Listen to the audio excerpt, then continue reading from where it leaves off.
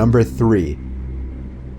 Edward Gallo was 24 years old and was living alone in his newly bought home in a rural Virginia area where he would frequently have his girlfriend Sarah stay over on the weekends.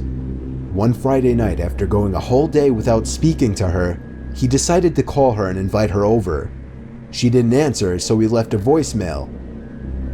It was odd for her to not respond to his calls or texts, so he was starting to get worried that maybe she was losing interest.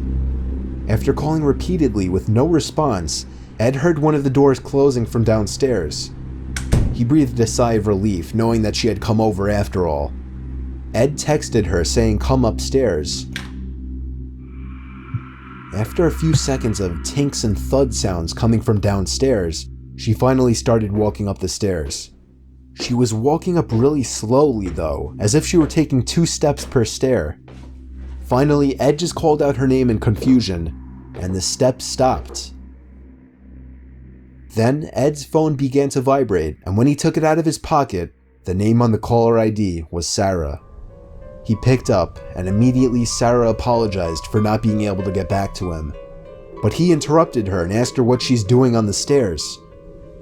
There was a long silence, and then she finally said, "What?" Ed asked again. This time, Sarah informed him that she was still in her car on her way home from work. Ed locked the door, and immediately after, the doorknob started turning. All Ed could think to do was to yell, "Get out of here before I call the police."